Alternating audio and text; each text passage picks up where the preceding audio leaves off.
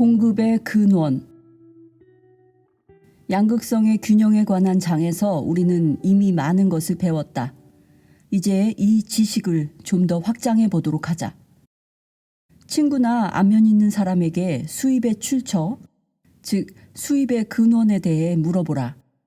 그러면 그는 10중 8구 직업이나 사업 혹은 뭔가의 판매가 자기 수입의 출처라고 대답할 것이다. 얼핏 보면 이것은 당연해 보인다. 게다가 이 넓은 세상에 사는 다른 모든 사람들도 그렇게 믿고 있다. 하지만 사실 이것은 또다시 진리를 애매하게 만드는 믿음에 지나지 않는다. 진리라면 다른 곳을 출처로 볼 테니 말이다. 강에서 물 한 통을 퍼온 사람이라면 당연히 강이 그 물의 출처라고 대답할 것이다. 하지만 과연 그럴까? 강이란 차라리 공급물인 물이 흐르는 통로가 아닐까? 이 경우 진짜 출처는 전지전능한 바다다. 이런 비유가 뜻하는 바는 두말할 것도 없이 직업이나 사업 따위는 절대 내 공급물의 출처일 수 없다는 것이다. 출처는 내 존재 자체이다. 직업이란 공급물이 흐르는 수단, 통로일 뿐이다. 그가 그런 직업을 갖는 것 자체가 우연이 아닌 것이다. 이런 깨달음은 내 존재 자체가 나를 부양한다는 간단한 문장으로 응축되어 표현된다. 아마도 어떤 사람들은 신비스러운 마법, 신비스러운 공식으로 이루어진 공급의 법칙이 자신들에게 삶의 꿀과 젖을 쏟아부어줄 어떤 보이지 않는 힘을 일깨워주길 원할 것이다. 그런데 그렇게 되려면 공급의 법칙이 그들의 사고방식을 똑바로 펴놓아야 한다. 내 존재 자체가 나를 부양한다라는 이 강력한 진술의 비밀은 우리 힘의 근원을 되찾는 데 있다.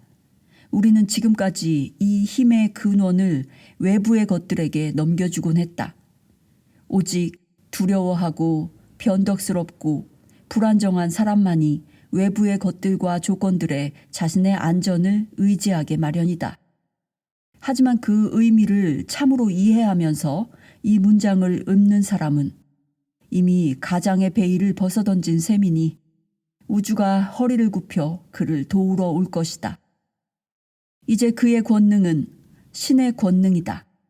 그는 외부에서 권능을 거두어 자신의 결정체인 나, 신의 아들인 그리스도 나에게 주었기에 그럴 수밖에 없다. 그는 아버지와 하나이니 아버지의 것은 당연히 그의 것이기도 하다. 우리는 이 진리가 예전에 배웠던 다른 모든 진리들과 일치함을 볼 수 있다.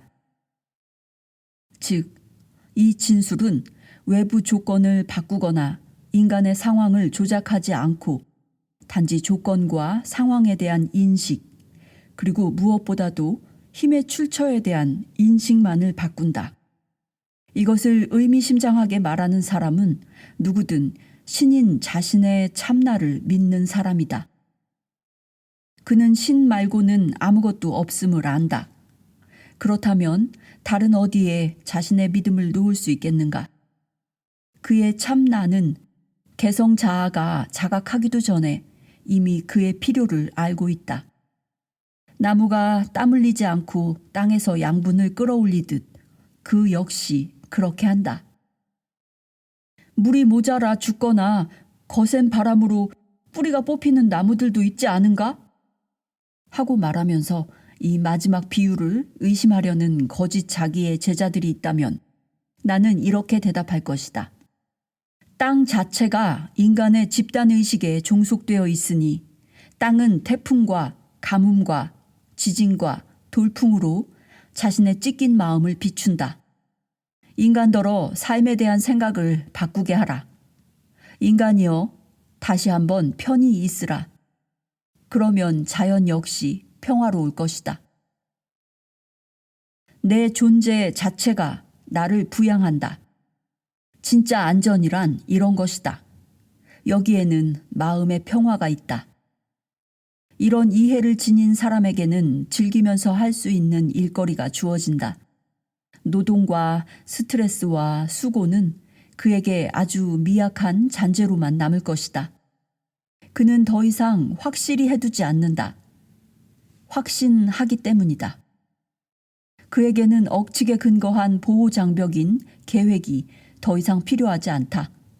어떤 일거리가 그를 몹시 열광시킬 때 그는 예전보다 더 열심히 일하는 것으로 보이겠지만 실은 순간들 하나하나를 듬뿍 즐기고 있는 것이다. 비록 제3자의 눈에는 무척 고생하는 것처럼 보이겠지만 말이다. 그는 물건을 쌓아두는 것으로 자신의 업적을 재지 않는다. 무엇을 만들고 생산하고 창조하든 그가 그 일을 하는 것은 일 자체의 기쁨을 위해서지 대가를 위해서가 아니다. 그는 자신이 자신에게 끌리는 것조차 막을 수 없다는 걸 안다. 그는 자신이 완벽한 보살핌을 받고 있음을 안다.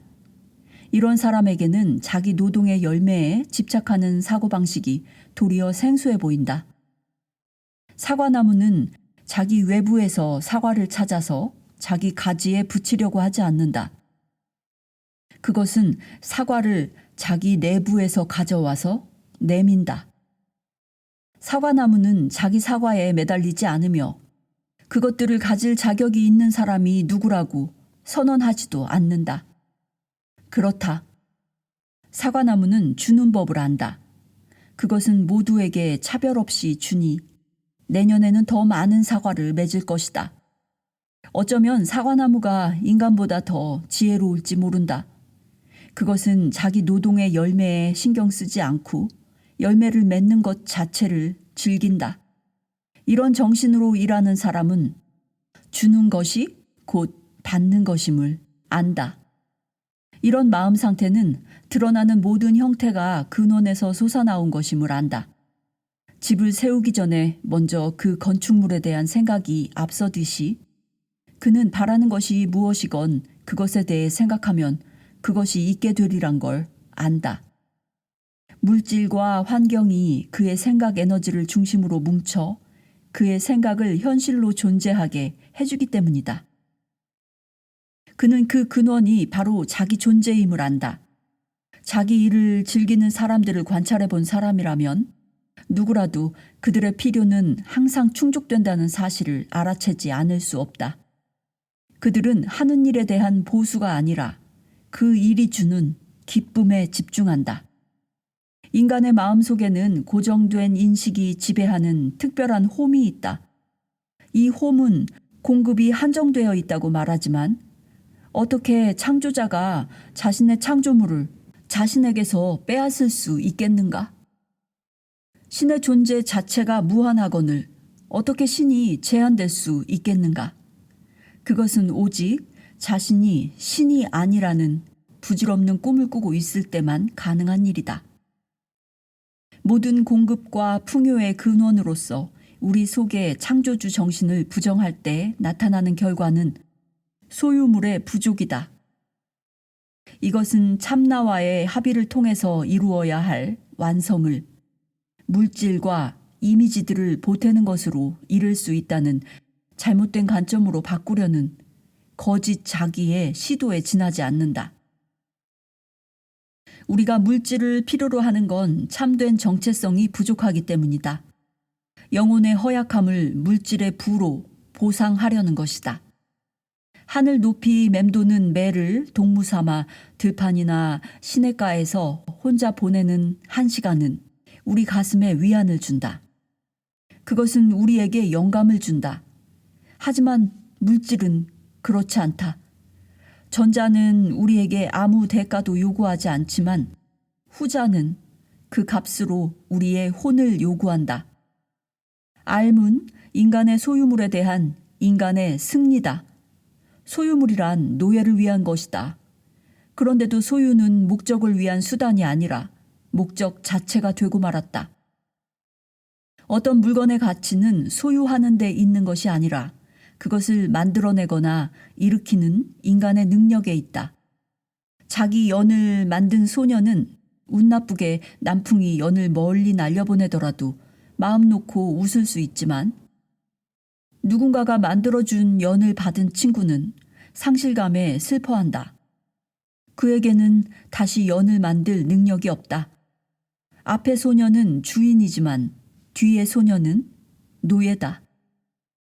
에너지와 주의의 일부만을 육신에 소비하면서 자신의 영적 근원에서 안식처를 구할 때 우리는 무지한 사람들이라면 불가사의라고 규정했을 우주 법칙에 따라 물질 대상들이 자신들을 분류하는 걸 발견할 것이다.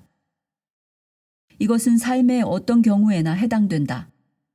예를 들어 자신의 직장 생활을 지겨워하는 사람들은 내면을 향하지 않고 바깥의 주의를 집중하기 때문에 지겹게 살거나 그렇게 느끼게 된다.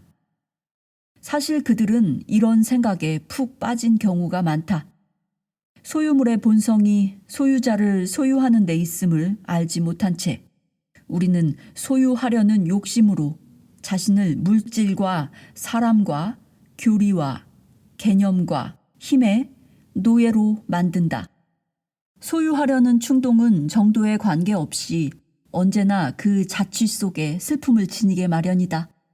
소유 뒤에 놓인 원리를 흔히 집착이라고 부르지만 욕구들을 실현해 줄 자유로운 흐름은 오히려 집착에서 얼마나 벗어나느냐에 좌우된다. 소유물에 집착하지 않는다면 그것들의 노예가 되지 않을 것이고 그것들을 철저히 즐길 수 있을 것이다. 자신을 소유자가 아니라 관리인으로 여기는 사람은 현명하고 자신을 창조주 나인 참나와 동일시하는 사람은 무엇 하나 부족함이 없다. 그 모든 것이 자신이기 때문이니 그는 필요로 하는 모든 것을 손에 넣을 수 있다. 이에 비해 자신을 개성 자아와 동일시하는 사람은 누구나 자신을 근원에서 여지없이 잘라내고 만다. 이것의 특징은 한계다. 그는 상상된 자아, 따라서 실체가 아닌 자화상으로 자신을 한정시킨다. 이것은 그가 아니다. 이제 그가 인식하는 모든 것은 필연적으로 한정될 수밖에 없다. 여기에는 공급도 들어간다. 그러니 어떤 부자도 일어나서 내 공급은 무한정이지만 나는 어떤 신도 모른다라고 말하지 않게 하라. 내가 그에게 그렇다면 당신은 아무런 부족도 느끼지 않는가? 라고 물을 것이기 때문이다. 이제 또 다른 예를 들어서 이 지식이 어떻게 적용될 수 있는지 보기로 하자. 만일 우리에게 $1,000 혹은 마르크나 프랑이나 루블이든 화폐 이름은 중요하지 않다. 우리에게 만일 $1,000짜리 월세 청구서가 날아왔는데 은행 통장을 뒤져보니 $100가 전부라고 해보자. 공급 자체가 한정되어 있다고 굳게 믿는 그릇된 인식은 이런 상황을 공급 부족으로 여긴다. 이것이 은행에 100밖에 없는데 어떻게 1,000을 지불할 수 있는가? 라고 표현되는 믿음이다. 그릇된 인식이 공급을 한정되었다고 보는 이유는 공급자와 공급 형태라는 두 기본 측면을 완전히 왜곡된 방식으로 보기 때문이다. 따라서 이런 인식을 바로잡고 나면 돈을 지불하는 따위의 모든 주는 행위가 쉬운 일이 되어 외견상 우리의 소유로 보이는 그 작은 것에 째째하게 매달리지 않을 수 있다. 우선 공급자와 관련하여 왜곡이 일어나는 이유는 주는 주체가 우리 자신이라고 가정하면서 우리의 개성 자아를 공급자와 동일시 하는 데 있다. 이렇게 될 때 거짓 자기 자체가 그런 것처럼 그것이 주는 공급 또한 한정될 수밖에 없다. 달리 뭘 기대할 수 있겠는가? 진흙 인간은 자신이 아무것도 아니기에 아무것도 갖지 못한다. 어리석은 자는 사리사욕에 자신을 짜맞춘다. 하지만 그 왜소한 자아 너머로 시야를 돌려 더 넓은 관점으로 보는 순간 우리는 장대한 지평까지 받아들일 것이니 존재 전체라는 참된 증여자를 보게 된다. 이런 깨달음의 틀 안에서 보편 근원인 참나에게서 나오는 공급을 그냥 넘겨주면 되는 것이다. 다시 말해 신더러 그 돈을 지불하게 하면 된다. 어차피 신은 다른 모든 것들을 지불한다. 사실 보편 근원이라는 무한한 창고에서 나오지 않는 것이 무엇이 있는가? 우리가 마시는 공기, 우리가 지닌 몸, 우리가 먹는 물, 태양. 그렇다면 그 끝은 어디인가? 우리는 자신이 굉장히 잘났다고 생각하지만 우리가 언제 한번 물 한 방울이나 공기 1g이라도 창조한 적이 있는가? 우리가 지금껏 한 일이라곤 밀이라는 신의 곡물을 가루로 바꾸고 다시 그것을 빵으로 바꾼 게 전부였다. 우리 능력은 여기서 끝난다. 따라서 모든 것, 그야말로 말 뜻 그대로 모든 것을 신의 공급으로 여긴다면 당연히 우리는 월세도 신더러 지불하게 해야 한다. 이런 식으로 하면 집주인은 제때에 돈을 받는다. 하지만 이 신을 자기 외부의 존재로 여기는 한 이것은 그냥 희망사항으로 끝나고 말 것이다. 그런 신은 존재하지 않으니 어떤 공급도 줄 수 없다. 수문이 열리는 건 개성 자아가 아니라 참나를 근원으로 이해할 때이다. 비단 돈 문제만이 아니다. 돈이란 넉넉함의 지극히 작은 측면에 불과하다. 따라서 해결책은 개성 자아를 통해 공급을 일궈내는 데 있지 않고 그 요구를 신나에게 넘겨주는 데 있다. 그렇다 하더라도 이 경우에 구걸하는 분위기가 은근히 배어 있다면 우리의 접근 방식은 초라한 것이 되고 만다. 나는 내 아버지에게 거지로 가는 게 아니다. 나는 아버지 영지의 당당한 상속자다. 자기 이웃에게 뭔가를 주거나 서비스를 제공할 때는 아무런 가책도 느끼지 않고 도리어 그렇게 하길 바라면서도 같은 상황이 역전되면 당황하는 사람들이 많다. 그들은 자신이 줄 때처럼 겸허하게 받길 힘들어한다. 왜 그럴까? 그것은 그들이 받는 행위보다 주는 행위를 존경하기 때문이고 따라서 그만큼 양극성을 분열시키기 때문이다. 어느 한쪽 성질도 계층 구조에서 더 높은 위치를 차지하지 않는다. 양쪽 행동 모두가 신나에 따른 것이어야 한다.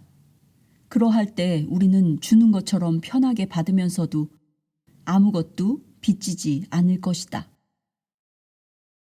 이제 공급 형태라는 두 번째 오류로 가보자. 사실 그 형태 너머의 내용을 보기만 했더라도 우리는 형태란 도구일 뿐 공급의 근원이 아님을 확인했을 것이다. 하늘에서와 같이 땅에서도라는 공리를 기억하라. 우리는 이것을 두 가지 방식으로 증명할 수 있다. 먼저 첫 번째 방식. 앞에서 말했듯이 물리법칙은 우주 원리가 물질 차원에 비춰진 것이다. 우리가 진공 상태를 만들었는데 잘 밀봉하지 못했다면 어머니인 자연은 순식간에 밀고 들어와서 그것을 채워버릴 것이다. 자연이 균형 상태로 있으려면 이렇게 하지 않을 수 없다. 마찬가지로 우리가 돈의 공급이나 삶의 어떤 측면에서 불균형을 만들어낸다면 삶은 밀려들어와 그 공백을 메워야 한다. 우리가 필요를 만들어내면 삶은 그 필요를 채운다. 단 우리가 그렇게 하도록 허용한다면 말이다. 바로 여기가 문제의 핵심이다. 즉 문제는 모든 진리를 180도 뒤집은 우리가 우리의 태도와 사고방식으로 그 공백까지도 철저히 밀봉하고 말았다는 데 있다. 하지만 잠시 멈춰 서서 돈이란 게 도대체 뭔지 곰곰이 생각해보라. 그렇게만 해도 틀림없이 그 천칭 접시들은 우리 시야에서 사라질 것이다. 우리가 숲을 보지 못하는 건 대개의 경우 너무 많은 나무가 길을 가로막고 있기 때문이다. 화폐 형태 자체가 우리의 관심을 온통 사로잡는 바람에 우리는 그 형태 뒤에 놓인 웅장한 발상을 놓치고 있는 것이다. 그래서 우리는 다시 한번 극성들의 한복판에 뛰어들어 돈을 경멸하거나 숭배하는 것 중에서 하나를 선택한다. 돈을 필요악으로 보는 사람들 역시 비록 정도는 덜하지만 경멸하기는 마찬가지다. 하늘에서와 같이 땅에서도의 두 번째 증명은 법정 화폐의 진짜 성질을 확인시켜 줄 것이다. 엄마가 자기 아이에게 애정어린 포옹을 해준다고 해보자. 아이가 더 많은 포옹을 바란다면 설사 1000번을 더 원하더라도 엄마는 주고 아이는 받을 것이다. 이런 그녀에게 따스하고 포근한 포옹이라는 그녀의 지갑을 확인해보고 공급이 부족하지 않은지 알아보라고 한다면 그녀는 우리를 완전히 미친 사람쯤으로 여길 것이다. 그녀는 더 많은 사랑을 줄수록 더 많은 사랑을 갖게 됨을 알기 때문이다. 그런데 이런 그녀도 지폐와 은화 몇 잎의 형태로 같은 것을 요구하는 신문 배달 소년에게는 원하는 것을 줄 수 없다. 그녀는 이런 물질들이 부족하다는 사실을 발견한다.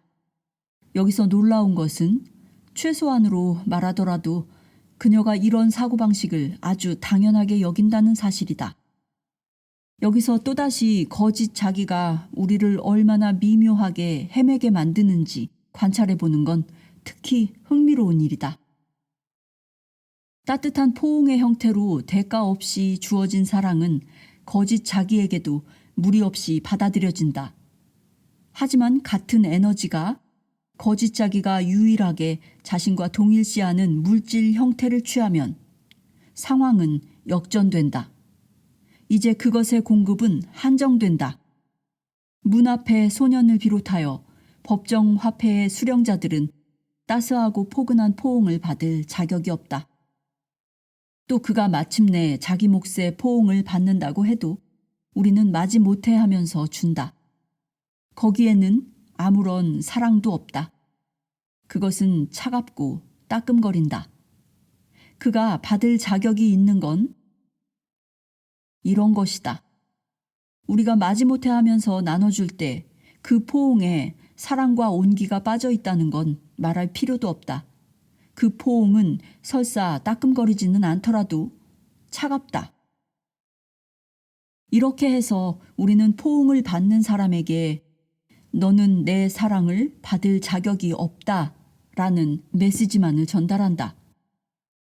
마침내 몇 장의 지폐와 몇 잎의 작은 금속 동전들이 문가의 소년에게 건네지고 나면 그는 그것들에서 우리는 신을 믿는다라는 글귀를 본다. 그렇다면 공급이 딸리더라도 전혀 놀랄 일이 아니지 않겠는가? 이것은 보편 법칙이 뒤집힌 결과다. 그것을 어떤 형태로 감싸는가에 관계없이 우리가 줄 수 있는 에너지는 두려움과 사랑 중 어느 한쪽뿐이다. 사랑의 억눌림은 그 즉시 공급의 억눌림을 가져온다. 많은 사람들이 사랑을 주는 걸 힘들게 여긴다. 그 사람들에게 그건 나눠 갖는 걸 의미하기 때문이다. 마치 사랑이 줄어들기라도 할 것처럼 말이다. 사랑이 물질 형태, 특히나 화폐 형태를 취하고 있을 때 사랑을 나눠 갖기는 참으로 고통스러운 일이 된다. 그래서 우리는 돈을 지불해야 될 때가 오면 신음하고 괴로워한다. 준다라는 기빙은 동사 지불하다라는 페이에서 나왔다. 우리는 존경과 충성과 경의 따위를 지불한다.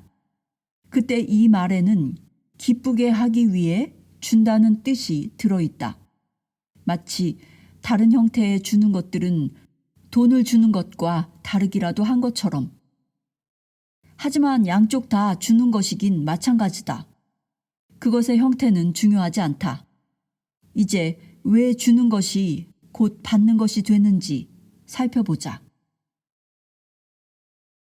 흥정하는 건 얻는 걸 막는 것이다.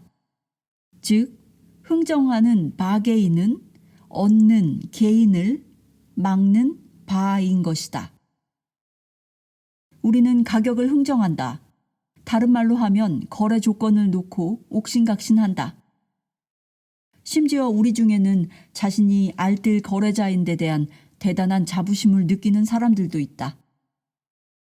그런데 만약 돈이 아니라 포옹을 유통수단으로 정한 다음 두 사람이 흥정하는 걸 몰래 엿듣는다면 우리는 어떤 광경을 보게 될까? 물건을 사는 사람이 이게 얼마입니까? 하고 물으면 파는 사람은 12번 포옹이지만 당신이 지금 나를 껴안아주면, 즉 말하자면 현금으로 주면 2번 포옹은 당신에게 돌려드리리다 하고 말할 것이다. 그러면 사는 사람은 아니요, 고맙지만 난 이것들 값으로 8번만 당신을 껴안아주고 싶소. 8번으로 하구려 하고 고집한다. 상인은 그렇게 하기로 하고 8번의 따끔따끔한 포옹을 받고 나서 카운터 뒤에서 자신의 뛰어난 판매수를 자찬하면서 점잖게 손을 비빌 것이다. 8번의 포옹을 받았던 그 상품들에 그가 매겼던 가치는 6번에 지나지 않기 때문이다. 한편 밖으로 나와 자기 부인과 만난 구매자는 기뻐하면서 이렇게 자랑할 것이다. 생각해봐. 12번 포옹짜리를 겨우 8번 포옹만 주고 손에 넣었다고. 그러면 부인인 그 여자는 자신이 그런 잘난 남편을 둔 걸 자랑스러워할 것이다. 흥정하는 행위는 세상이 어떤 식으로 사랑을 억누르면서 주는지 가장 명확한 형태로 비춰준다. 세계의 극빈국들 중에는 흥정이 하나의 생활 방식으로 자리 잡은 나라들이 많다고 한다. 이것은 우리에게 생각해 볼 실마리를 던져준다. 더 신랄하게 표현하면 그곳에서는 자기 형제에게 사랑을 나눠주지 않는 것이 공인된 규범이 되었기에 그것이 빈곤의 원인이 된 것이다. 우리의 신용카드 사용 역시 우리가 어떻게 사랑을 억누르는지 잘 보여준다. 신용카드를 사용한다는 건 내게 지금 약간의 사랑을 주면 나중에 내가 갚아주겠다라고 말하는 것이다. 그러면 금융회사는 이렇게 말한다. 좋습니다. 당신이 우리에게 약간의 사랑을 덤으로, 즉 이자로 얹어준다면요. 우리의 진짜 태도를 용기 있게 마주하는 건 아마도 그리 유쾌한 일은 아닐 것이다. 그럼에도 우리가 기실 사랑을 거래하고 흥정하고 있다는 사실은 그대로 남는다. 그렇다면 어떤 금융기관에 빚을 갚아야 하거나 세금을 내야 할 때 과연 우리는 사랑하는 마음으로 사랑을 줄 수 있을까? 아직 우리는 받을 사람, 곧 수령자를 사랑스런 존재로 여기지 못하기에 사랑을 주는 우리의 능력은 큰 부담을 안게 된다. 하지만 수령자는 언제나 사랑스럽다. 수령자란 바로 우리의 참나의 다름 아니기 때문이다. 참나가 수령자로서 어떤 형상을 취하는가는 전혀 중요하지 않다. 참나가 참나에게 주는 것이고 존재 전체가 자기 자신에게 주는 것이다. 이 마지막 문장들을 받아들이기 힘들어할 독자들을 위해 정의를 더 확장해 보기로 하자. 어느 나라든 관료 체계는 단지 그 나라의 정신을 반영할 뿐이다. 어느 나라에나 권력의 자리를 얻기 위해 자신의 영혼을 팔려 하거나 실제로 파는 사람들이 있게 마련이다. 나머지 사람들은 혼자 힘으로 생각할 능력과 권리를 포기하고 자신을 법규의 수령자로 한정하는 미온적인 태도를 취한다. 물론 그렇다고 이들이 비난받아야 한다는 이야기는 아니다. 또 정치 체계가 제시하는 온갖 주장들에 열광적으로 동조하여 그것이 자기 형제들 둘레에 세우는 감옥에 재정 지원을 하라거나 철저한 애정 결핍 태도들을 눈감아 주라는 이야기도 아니다.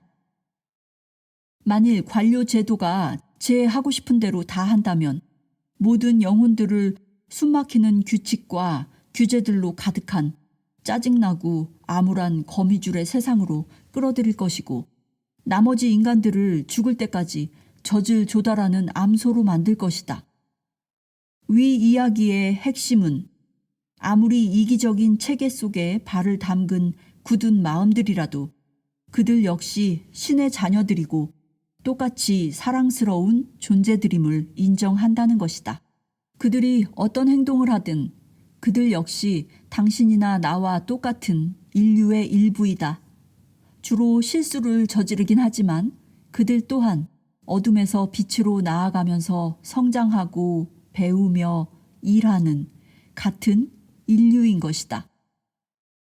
따라서 그릇된 행동을 저지른다는 이유로 인류의 일부를 바람직하지 않은 존재로 가려낸다면 가져올 결과는 또 다른 양극성의 불균형밖에 없다.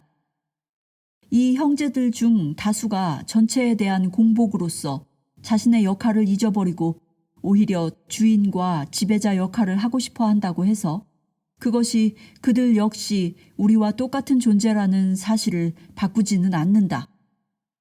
잊지 마라. 이곳은 모든 것이 허용되는 자유의지의 우주이다.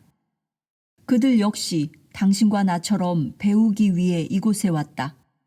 다른 많은 사람들처럼 그들 또한 이 사실 자체를 잊어버리고 오히려 자기가 모래상자 안에서 길을 잃고 말았지만 그럼에도 여전히 배우고 있다는 사실에는 변함이 없다. 그들의 지배하려는 갈망은 지배당하지 않으려는 두려움에서 나온 것에 지나지 않는다. 그들은 아직 사랑이 국가의 원리임을 발견하지 못했다.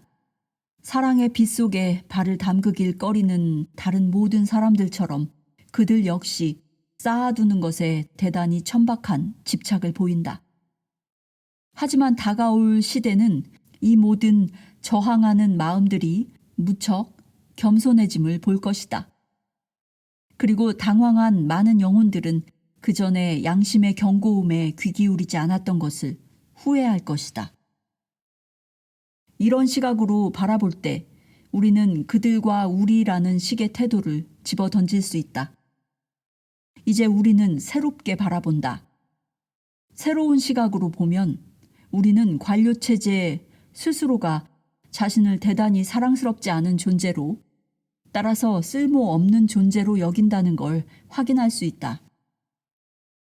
사랑받지 못하는 존재는 언제나 힘으로 복종을 강요하거나 공격하는 것으로 부족분을 메우게 마련이다.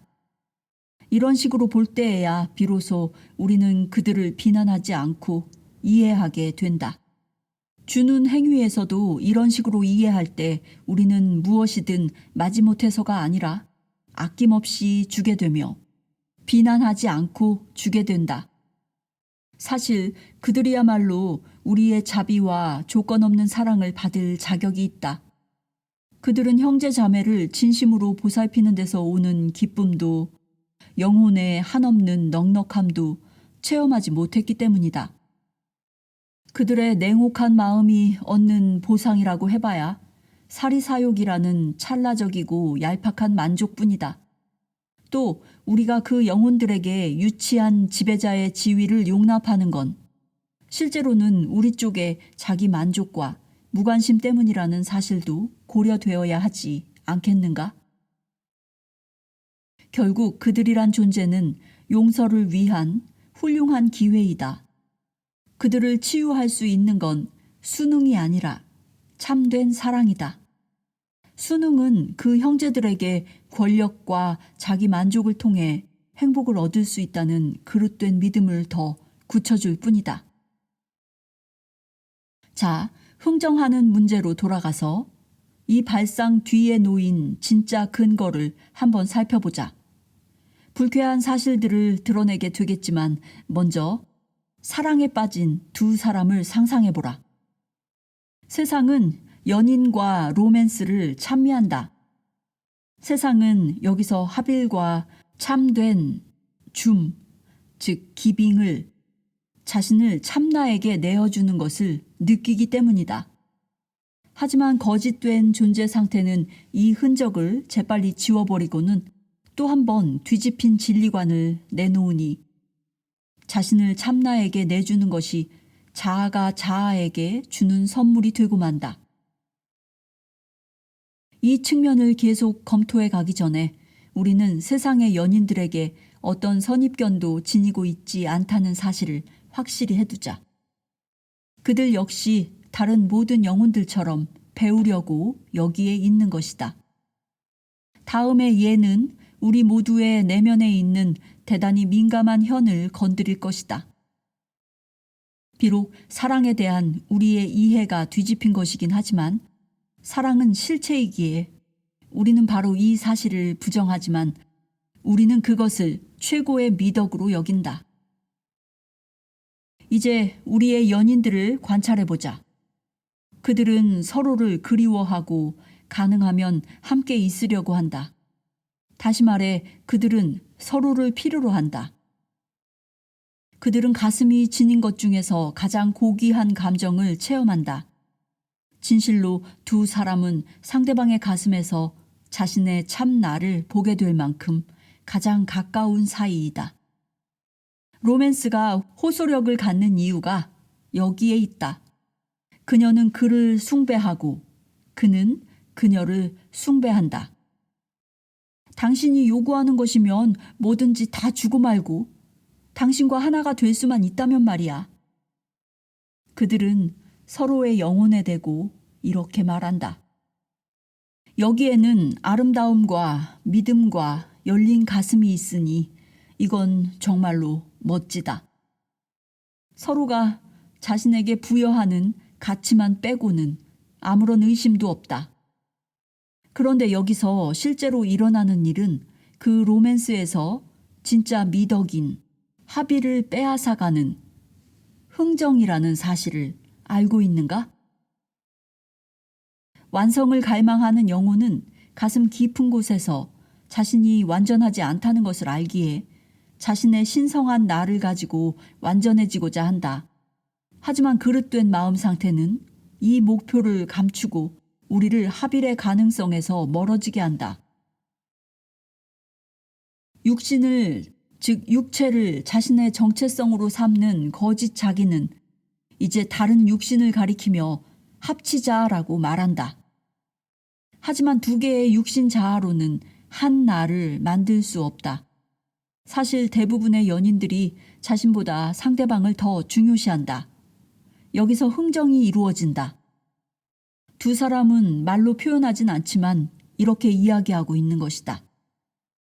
나는 너보다 못하다고 평가하는 나 자신, 나의 자아를 내게 주고 대신 더 낮게 평가하는 너 자신, 너의 자아를 받겠다.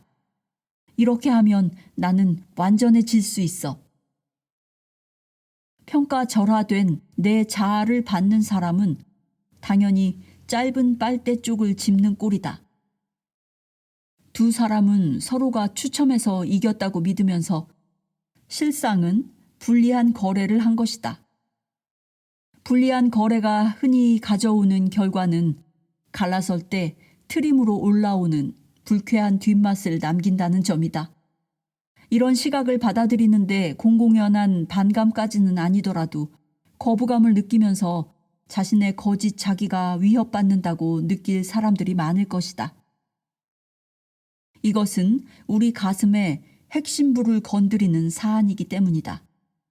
아마도 거짓 자기는 즉석에서 이런 말도 안 되는 주장을 전면 부정하거나 잘해봤자 엄청나게 많은 논쟁의 소지를 찾아낼 것이다. 그렇다면 연인들 대신 중고차를 구입하는 경우를 살펴보기로 하자.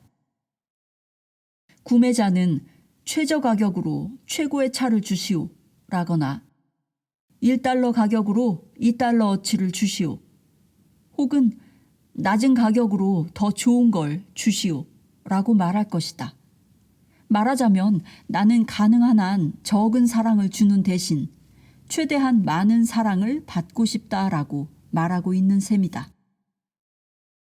양쪽 다 똑같이 뒤집힌 철학을 행동 동기로 하기 때문에 그들이 상대방에게 주는 진짜 선물은 사랑이 아니라 거부, 따뜻한 포근함이 아니라 차가운 따끔거림이다. 흥정이라는 사고방식에는 언제나 더 적은 가치로 더 많은 가치를 얻겠다는 관념이 들어있다. 여기에는 자연이 불균형을 참아내리라는 무의식적인 가정이 전제된다.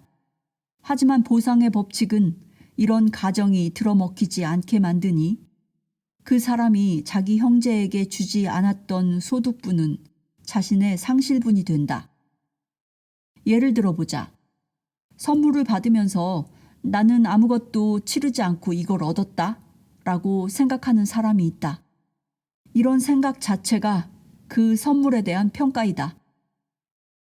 선물에 대응하는 가치는 아무것도 아닌 제로로 평가되었기 때문에 보상의 법칙은 그에 맞춰 균형을 잡는다. 그 법칙은 선물을 제로로 만든다. 물론 자연에게는 이렇게 할 수 있는 방법이 1000가지도 넘게 있다. 균형이 이루어지는 방식보다 더 흥미로운 사실은 실행이 늦춰질 경우 균형 잡혀야 할 가치에다가 이자까지 더 보탠다는 점이다. 이 문제와 관련해서 또 하나 깨달음을 주는 요소는 우리가 이 법칙을 더 많이 알수록 법칙을 위반한 결과로서 그것의 실행은 더 즉각적으로 이루어진다는 사실이다. 이 균형 잡는 과정에는 아무런 처벌 요소도 없다. 그냥 균형일 뿐이다. 선물을 받은 사람의 경우에는 이 법칙의 실행이 대체로 다음 3가지 중 1가지 방식으로 일어날 가능성이 크다. 첫 번째 방식은 선물을 잃거나 부수게 되는 것이고, 두 번째 방식은 똑같은 가치를 지닌 물품을 구입했다가 잃거나 부수는 것이다. 가장 가능성이 높은 세 번째 방식은 평가절하된 그 선물의 가치에다 이자를 보탠 만큼을 정확히 다른 거래에서 손해보는 것이다. 그릇된 인식 탓에 계속해서 보상의 법칙에 지배되는 한 우리가 구입한 물품은 그것의 지불에 귀속시킨 바로 그 가치를 지닌다. 우리가 실제로는 구입 가격보다 20%나 더 값싼 물품을 비싸게 지불하고 샀다고 하더라도 구입한 물품은 지불한 가격이 아니라 우리가 그것에 귀속시킨 가치만큼을 지닐 것이다. 이것은 흥정의 허구성을 보여준다. 옥신각신하면서 가격을 더 많이 내릴수록 실상 우리는 그 물품의 가치를 낮추고 있는 것이다. 일단 가격이 받아들여지고 나면 물품은 우리에게 그만큼의 가치만을 지닌다. 이런 사실은 다른 사람의 소유물을 그냥 빼앗아 손에 넣을 수 있다고 믿는 사람들에게는 틀림없이 뉴스거리일 것이다. 또 다른 예, 우리가 중고차를 구입했는데 값을 화끈하게 깎았다고 해보자. 예를 들어 중고차의 값은 8,000불이었는데 그것을 10% 깎는데 성공했다. 우리는 이 상황에서 차의 가격을 7,200불로 선언하면서도 실제로는 8,000불짜리를 7,200불에 손에 넣었다고 믿는다. 우리는 800불의 값어치만큼 불균형을 만들어냈다는 사실을 모른다. 이제 이 불균형을 바로잡는 과정은 10중 8구 차의 보증 만기가 지난 다음에 이루어질 것이다. 이제 우리는 할인액에다 불어난 이자를 더한 만큼의 수리비를 들여야 한다. 차를 판 사람이 차값이 깎이리라고 예상하고 애초에 가격을 높게 매겼다 하더라도 보상의 법칙이 적용되는 방식은 동일하다. 우리가 별달리 노력하지 않았는데도 할인이 판매 기법으로 내세워진 경우를 제외하고는 그 운송 수단은 평가 절상된 가격에 해당하는 여분의 기쁨과 즐거움을 우리에게 줄 것이다. 이 법칙은 물건에만 해당되지 않고 어떤 체험이나 제한 없이 망라한다. 우리가 사람이나 조건이나 상황에 부여한 가치는 도로 우리에게 주어진다. 어떤 상황을 나쁘다고 평가하면 필시 또 다른 나쁜 상황을 체험하게 마련이다. 모든 것을 균형 잡아야 하는 자연으로서는 그럴 수밖에 없다. 우리가 양극성을 균형 잡아야 하는 이유도 여기에 있다. 따라서 양극성을 합치고 참 나를 무한한 공급의 근원으로 인정할 때만 우리는 보상의 법칙 혹은 업보에서 벗어나 은총으로 살게 된다. 흥정을 이런 시각에서 검토해 본 사람이라면 이제 거지의 미덕을 깨달을 수 있다. 달라는 그의 요구는 적어도 솔직함에 근거하고 있다. 그는 적어도 가장하기를 그만둔다. 그러나 양날의 칼 중 한쪽 날인 흥정에 대해서는 이쯤 해두고 다른 쪽 날도 살펴보자. 다른 쪽 날이란 우리가 흔히 경쟁이라고 부르는 것이다.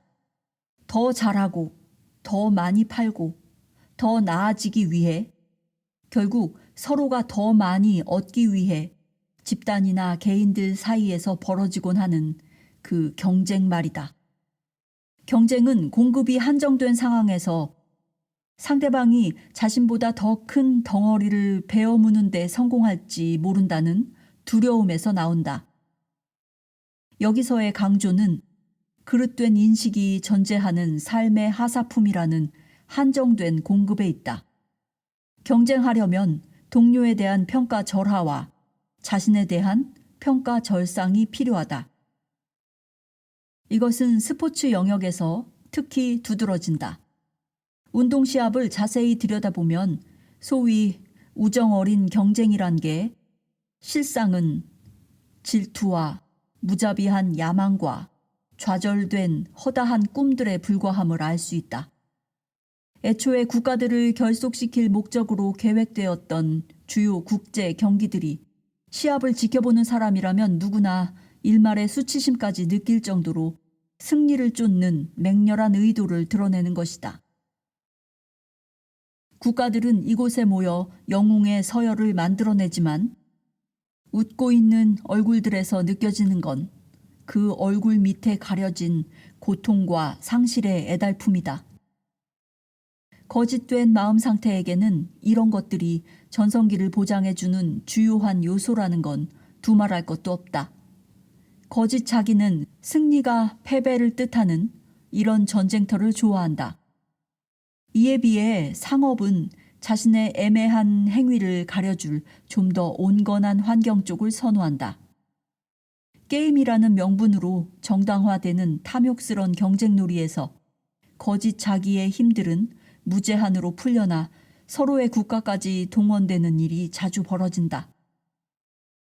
그렇더라도 상업은 그렇게 많은 자기 과장을 필요로 하지 않는다.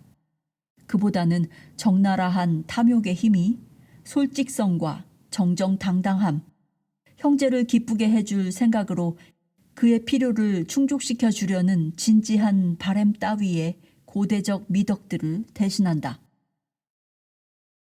작은 노점의 주인이든 실업계나 주식시장 혹은 정계와 재계라는 큰 세상의 거물이든 모두가 부족에 대한 두려움을 그 동기로 한다는 점에서는 매일반이다. 권력욕 역시 똑같은 공급 부족에 대한 두려움에서 나온다. 하지만 참된 인식이라면 경쟁 대신 협력을 선택할 것이다. 인간은 두려움에서 벗어나는 것 말고는 어떤 대가도 지불하는 법 없이 자신이 얼마나 달라질 수 있는지 모르고 있다. 반면에 그가 거짓 자기의 재단에 놓는 대가는 바로 참나이기에 경쟁놀이에 지불하는 비용은 말로 표현할 수 없을 만큼 엄청나다. 이제 우리는 사랑이 밀려 들어올 수 있게 해줘야 한다. 이것은 우리가 두려움을 내려놓을 때만 가능하다. 사랑하기 위해서 우리는 먼저 참나, 우리 속에 신을 사랑하는 법을 배워야 한다. 그래야만 주위 사람들에게로 사랑을 넓혀갈 수 있다. 우리가 자신의 나를 사랑하지 않는데 어떻게 다른 사람을 사랑할 수 있겠는가? 달리 말하면 우리 자신의 근원과 접촉하지 않고서 어떻게 다른 사람에게로 사랑이 흘러가도록 할 수 있겠는가? 사랑이 솟아나와 흐를 수 있는 다른 어떤 근원이 있단 말인가?